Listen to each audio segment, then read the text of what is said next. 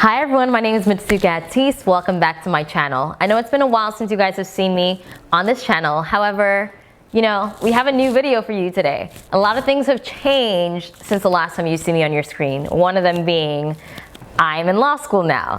And for those of you who follow me on Instagram, I've been receiving a lot of questions over the past 2 years that I've been in law school asking me about my journey. How did I get here? A lot of you guys want to know. So I brought one of my good friends, Ayana, here, and we are going to be talking about how we got here, where we are in law school, and how you can get here too.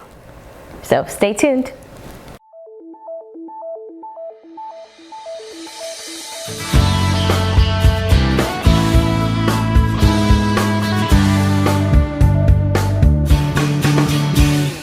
Now we've made it through 2L year, and what do they always say? What's the saying in law school? So 1L year, they scare you to death. Second year, they work you to death. And third year, they bore you to death. Yeah. So we're hoping for some boring stuff this year. I mean, not real boring stuff, but we want a break. Yeah.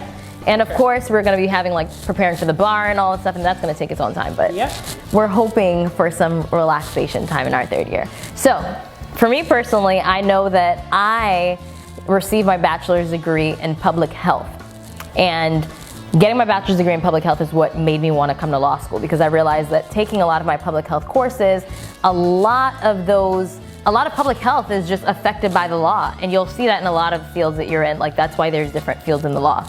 And for me personally, I realized, okay, I'm not going to go to med school. I'm doing public health.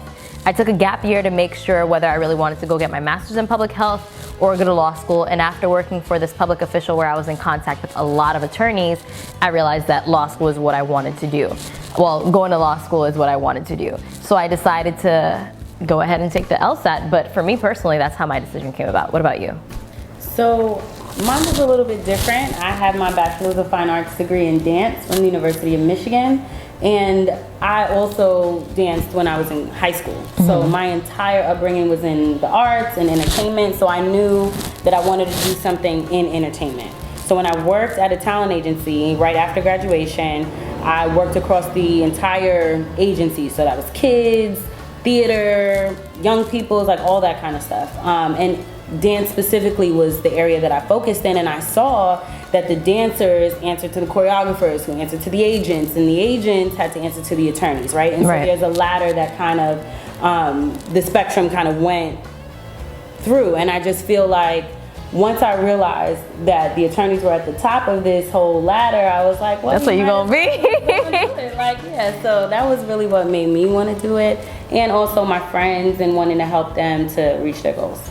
Okay, so now we're going to be talking about the LSAT.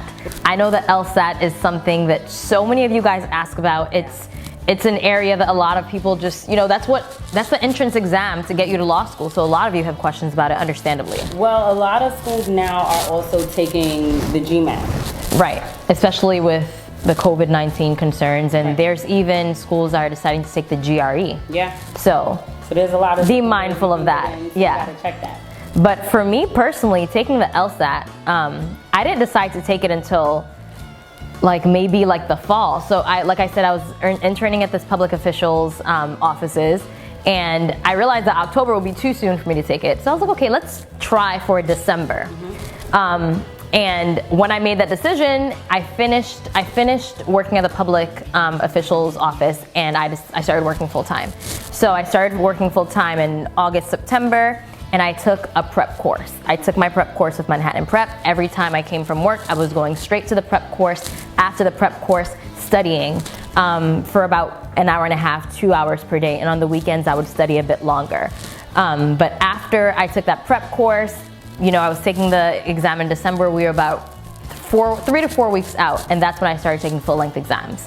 And after I took those full-length exams, I remember praying to God, God, I need this one score for me to get into law school. As long as I get that score, I'm good. I took the test, I got that score, and the rest is history. What about you? What was the LSAT for you? How's it like? I get the score I prayed for. I got the reverse of the score I prayed for. No, so I worked full time at the talent agency, and then in the evenings I would go to a prep program, and then on the weekends I would take full-length practice exams. So it was work all day, study all night, practice on the weekend. That was my schedule. And I took the LSAT twice. Both times I got the same exact score, so I just applied. Agreed. So we both had the experience where we were just like, you know what, we get the score we get, we're gonna run with it. Right. So I think that there's a lot to be said about that, because a lot of you guys are scared about the score that you're gonna get on the LSAT. You know, you have anxiety about it, but I want you to know that your score isn't everything. Of course, try to get as great of a score as you can, but one score is not everything. There's a lot of other application materials that they ask for. There's a diversity statement, there's a personal statement, there's an addendum that you can explain, there's your GPA from undergrad too. So there's other aspects of who you are that are being weighed. So don't ever believe that an LSAT is a make or break for you getting to law school. And some people worry about taking that gap year off. And I think one thing that made my application stand out was the fact that I took 2 years off, and I worked for an entertainment agency and then wanted to go into entertainment law, right? So that demonstrated interest in the field that you want to go into. So I think if you're taking time off, you really need to think about what you're taking that time to do and how it can impact your life moving forward. Right. So let's talk selecting schools. Yeah. Well, we go to the same school. Me personally, I know that I chose the school because I realized that the professors were really respected in their field. I realized that, you know, they had a BALSA community, the Black Law Student Association community, that I think, you know, I would feel at home at. And for me, those were the two factors that weighed the most for me. Of course, we consider ranking, but for me, it was the fact that the school, it ranked high in intellectual property. It had professors in their field that were respected, and the community, the Black community specifically. What about you? Yeah, so for me, I knew I wanted to be an entertainment attorney, so I went on Google and I said entertainment law schools, and what popped up is what I did. And I don't regret that now. If I knew then what I know now, that's how it goes. Okay, so I would have taken a few other things into consideration. So placement is one of those things. You want to look at schools that are hiring, schools that have companies that are hiring from the places that you want to be at. So for example, if you see that you want to work at a Viacom and you see Viacom hires so many people from Howard, maybe you might think about applying to that school, even though maybe their ranking isn't as technically high as another school. You have to look at placement, because that can determine where you end up. Absolutely. So one question I know a lot of you guys ask is, what do you need to major in to go to law school? And yeah, that's a great question, but the answer, it's an easy one. Nothing. You can major in anything and go to law school. Right. And I majored in dance, and I'm here today. So you can really do whatever you want. Of course, there are certain majors that if you major in, I'm pretty sure it'll help you a little bit, maybe not that much, but if you major in something that, you know, there's a lot of reading, then you get used to voluminous reading levels or voluminous reading material. If you have like a major in, I don't know, philosophy, where you're thinking critically, I'm pretty sure that will help you with exams. But in general, you don't need to major in anything specific to go to law school. Okay, so next thing that I want to talk to you about is our first week of law school.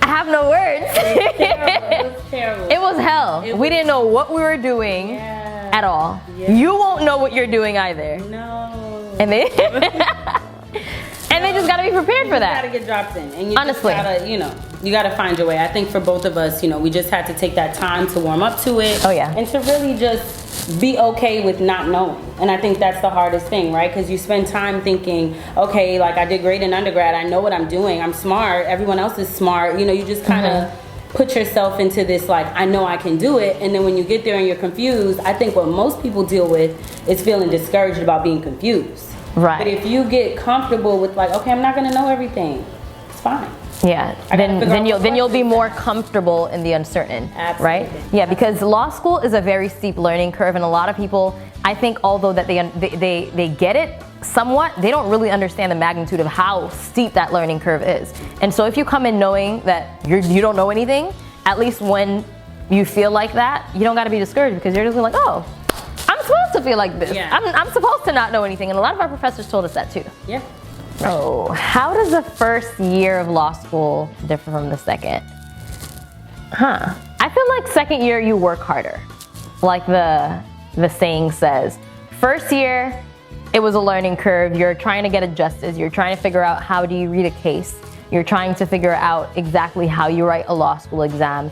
In second year, since you can select the classes that you want to take, I feel like it's really more about playing the juggling act, you know, balancing all the different parts of your life, internships, clinics, honor societies, leadership positions, and then the class load that you already have. What do you think? Yeah, no, I think that that's very true. And I think second year, you have to figure out what kind of learner you are, and you have to figure out what you do, what environment you do best in. And so for me, I'm good when I'm busy. Just don't give me any free time and I'll do great. But when we were in 1L, I felt we like had a lot of so free time. much pressure, and we had a lot of free time to like study, and that was all it was for, right? But I think when you get into that second year and we're doing our clinics, we're doing actual legal work, I think that is when you start feeling the value of what you're doing, and it can really change the trajectory of your experience. Yeah, and I think 2L year, you get to gain some diversity in terms of like what your day looks like. Like you said, your 1L year, it's really all about studying, where your second year, you have some place to go to that's not your house, that's not the school, where you can like sort of take a mental break, you know? So I think that's the difference. Yeah. How do I merge the two aspects? For me personally, I think I've merged it, one, by having a lot of internships that had to do with, you know, IP related things. And I think I've been able to be creative in different portions of my legal journey. So like being the president of BALSA at some point, I was able to like be creative with like planning, you know, the different events or whatever it may be. And I think for me personally, being like doing the Disney internship where I was in the field of entertainment law, I was able to be creative because I was able to look at something, you know, from a dual lens. I was not only able to look at it from the legal standpoint, but I was able to look at it from the standpoint of a creative myself, a person who sings, a person who, you know, does a lot of things in entertainment or media, you know, related to church or outside of school. So I think that helped me merge things because it just made it easier. And I think to go off of what you said about that dual lens, I think that that's been really helpful for me because in the indie film clinic, you know, we're dealing with independent filmmakers and what they want to see come to life on screen. And so they bring you a story, right? And as an attorney, you're looking at it and you're like, ooh, that's an issue, that's right. Like issue spotting in law exams. Issue spotting as you go, right? And then you're watching the film and you're watching it time and time again, but what we're watching it for is different than what a regular viewer is watching it for, right? We're looking at, is there some copyright or trademark infringement going on, right? So that creative lens helps you then to say, that looks like a problem, but here's how we can fix it. Maybe you put some static over this. Maybe you can put some narrative over this, right? So finding those creative solutions to what looks like a problem, but may not actually be a problem if you as a creative attorney can fix it. Absolutely, and I think we should drive home the point that although you may not be the traditional law student, meaning you didn't do pre-law, or you may be a creative, or, you know, you're not like the cut and dry law student. There are definitely ways that you can still be who you are in the context of law school, in the bubble of law school, and not losing yourself in the process. Right. What role has faith played in your life? The role that faith has played, I feel for me, this whole journey has been like a faith journey, right? This whole journey has been something that challenged my faith in many ways and that has made me rely on my faith, you know, in a way that I never have before. Coming to law school, I prayed for that one score. You know, God made me get that score. I prayed about coming to law school, and I feel like God led me and said, law school is for you. And so because I already know that, for me, law school has been mostly about trusting the promise that I feel like God has given me, trusting the word that God has told me, what he's spoken over my life. And I think that's how my faith has helped me get through law school so far. But I can't say that, you know, I wasn't challenged. There weren't times where I cried, where I was asking, like, God, why do I have to go through this right now? Like, this is something that you said that was destined for me. Why is it so hard? But it's challenged my faith in a way that nothing else has. And it's made me trust God, because I've realized that when God has something for you, nobody else can stand in the way of it, whether it be internships, whether it be getting a specific score in an exam. Like, whatever it is, you can make it through, and you can get through it because God promised it to you. And if God told you that something's gonna happen, and if God already saved something for you, you're gonna get to it no matter what. Yeah. How about you? I know we're both women of faith, so you definitely had the same process. Yeah, this has been, I said this from the day we walked in. This is not for me an academic journey alone, right? This is a faith walk from the first day you get there, right? Right. Because you feel so challenged the entire way through. You're like, am I smart enough? Do I know enough? Can I answer this cold call? Can I write this brief? Like, everything is a questioning, right? But I think there's a moment where you have to stand in your truth. And there's a saying that says, you know, God qualifies the called. So at the end of the day, it doesn't matter what you know, who you know, or how you know it. If you're called to do a thing, then you're going to do a thing. And that's just what it is, right? So for me, I feel like God has just shown up every single time. Internships, he shows up. Yep. How did I end up in LA, my 1L summer? That was God. How did you? Yeah. Let us know. So I was watching a sermon by Devon Franklin, and he was telling his story about how he used to be an intern for Will Smith. Then he went on to be an executive and all of these amazing things that happened in his career, but he always felt like he was going to open his own production company. And so he made $1 million film. They were about to promote him. And then he was like, no, like, I feel like God is calling me to do my own thing, right? So then he kind of went in and chose to make his own production company. But one thing that I realized while watching that sermon was that he believes higher, right? So there's a piece of him that's like, I know that I'm called to do a thing. And from that moment, I was like, I got to work for somebody who believes higher. I literally cannot work for people who, you know, in the legal field, they're like, only grades matter. For some people, only this matters, only that matters. And nothing else affects it. There's no other energy. There's no other being that plays into it. Right. And I don't think that there's any one thing that defines you as a law student, right? So you can talk about someone on Law Review, you can talk about Moot Court, you can talk about any other journal. But for me, I felt like I needed to work for somebody who believed higher.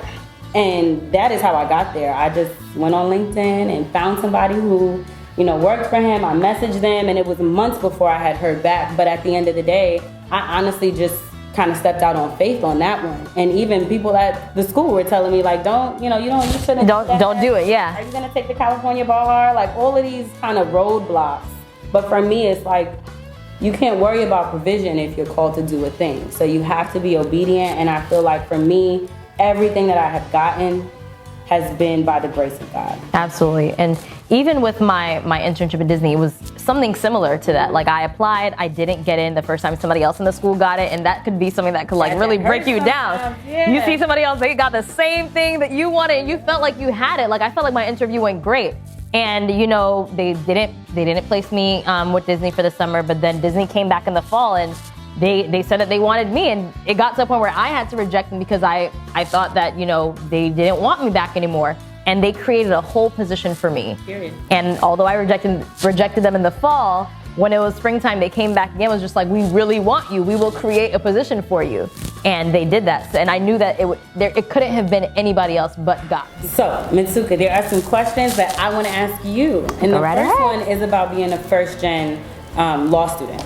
So what was your experience like? How did you feel, especially as it relates to students who weren't first-gen? For me, I think even from like the applying to law school, like, it was a hard process because I didn't really know any people that had gone through law school before. The only person who is my best friend who went to law school ahead of me, like 1 year ahead of me. So she was able to like provide me with like, you know, some tips. But as far as everything else, like, I felt like I was doing it alone.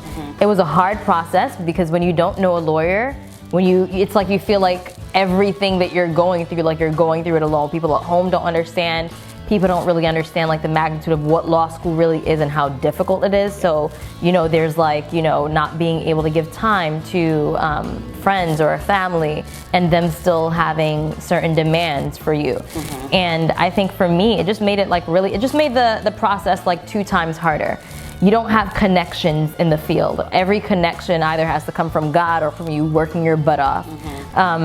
And I think that's really what it's been about. It's been about trying to like push your own way through, trying to like pave the way for somebody else, and realizing that just because I'm the first, that doesn't mean that I'm the last. And so I feel like I'm carrying a whole generation, like a whole generation to come on my back at the same time, and also the generation before me, by, you know, trying to elevate my family, trying to show them that I can do this. Yeah. So I think for me, it's been a difficult journey, but it can be done. Just like I was a first generation college graduate, it can be done, and it has to be done, because if you made it to law school, then you got to finish it. You're gonna finish it. So for me, it's been difficult, but I think that God is keeping me. It's still difficult sometimes with not knowing what to expect throughout the whole law journey, and even when you're gonna be entering the workforce. But I'm trusting God through it all. Yeah. And you kind of hit on something about managing relationships too, you know, like what people expect of you. And I think that's a hard place too when you're in law school, because people think that the studying is like undergrad studying. It's not. It's not like there's homework. Your homework is reading cases, and it's not just reading and then you're done.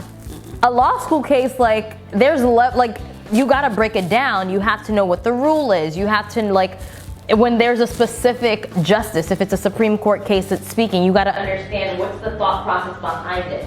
Where's the legal history of the case. So there's so much to understand in a case that reading it and just being done is not how you do it. So managing relationships in law school is hard too, but like I said, it can be done. You just have to be clear with everybody and let them know I'm in law school. You have to let them know what's going to happen, what to expect, so that they're not hurt over it when you can't give them the time that you were giving them prior to law school. But it can definitely be done.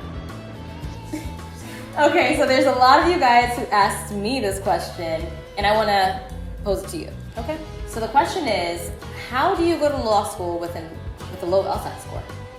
Well, you just go. No, I'm just no, honestly though, you just go. Yeah, you just go. Like, seriously. But also, you know, there's a range of schools that are going to accept a range of different grades, right? But I think the LSAT stops a lot of people because they're looking for a specific score. I need a score to 170 so I can go anywhere I want. And that kind of leads into the conversation about the T14s as well. But what I will say about the LSAT is that, you know, I had a particularly hard experience with the LSAT. I'm not the best standardized test taker. You know, it was a rough time. Hard, yeah. It was a rough time.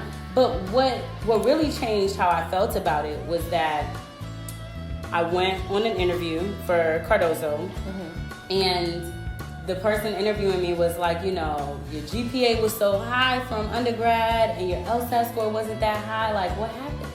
And so I really had to tell her the truth. And the truth was that I didn't finish the LSAT. I took half and I guessed half. And that is exactly what happened. And what did she say after that? She said you were a genius? She was like, do you know you're a genius? And I was like, no, I thought I was dumb, right? But I think what a lot of students don't realize is that you may not have the resources to know that you need more time on something like a standardized test. And then you get to law school, and maybe this is the first time that you've had to ask for more time, and you come against a lot of other barriers as well. So I think for me, something that was really helpful is that, like, my work experience was up there, my GPA was high, and my LSAT score was mediocre. Okay, if you're getting an LSAT score that's pretty low, you want to keep working to get that up, right? But if you get in the mid-range, like, don't think you can't. If your score plateaus at some point, like, you keep taking it, and it's the same thing, just apply. Like, you can get in and you'll be fine. Absolutely. Yeah. So let's talk about the T14s real quick, because I know a lot of people want to get into the T14s, and it's a worthy goal to have. Absolutely. But you have to understand why, and like there's like, I don't want to say there's a game behind it, but there is something. There's a game behind it. Okay, let's call it. There's a game behind Period. it. So why is getting into a T14 good? Is it really good for the reasons that people think it's good? Not really. Okay, so the thing about the T14, and this goes back to placement and hiring, like we talked about earlier, right? So if you go to a T14, and that is a top 14 law school, so those are your Harvards, your Yales, number 1 to Michigans, 14 ranking. Right. So if you go to those, the law firms, if you're interested in big law, the law firms are coming to those schools and they're recruiting straight out of those schools. And those schools also, the way they grade. They don't get grades. Or if they do get grades, they're not dependent the way a school like Cardozo is, right? So at Cardozo, you need to score in the top 10% of your class to go to a big law firm, unless you got the grace of God on your back and you know, things are going because God can still you. do things. He still can do it. But, you know, at those schools, they're just coming in and they're picking everybody in the entire class is going to a big law firm if they so choose. That's not the case for us. Right. But I think one thing that people have to keep in mind is that if the school is ranked high for what you are interested in, that's a different story. Like so for our school, we're in the top 10 for entertainment and IP. So for us, that's a completely different story. Especially when you want to go into that field. Exactly. Exactly. And if you don't necessarily want to come at it from the angle of big law, you may want to go in-house.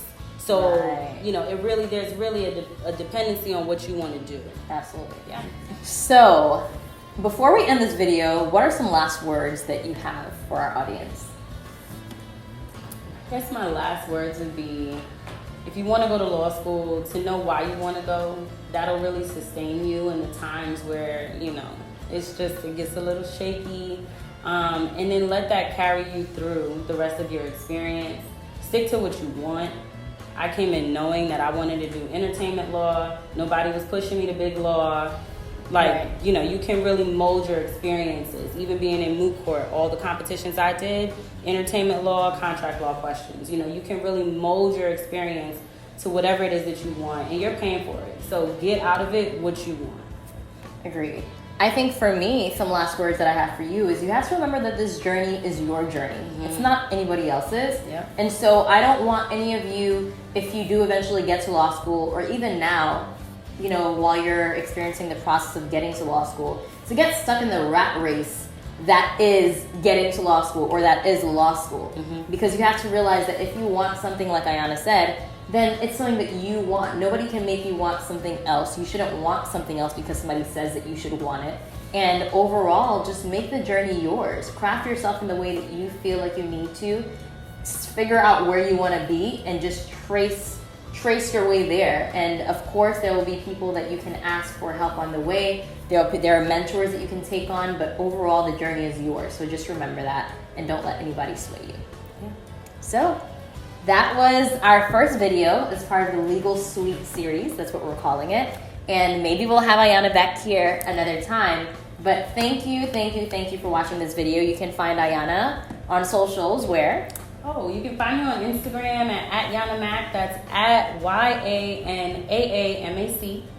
And with me, you guys can find me on Instagram. It's Mitsuka_Atis. And I will see you guys in the next video. Thanks for watching.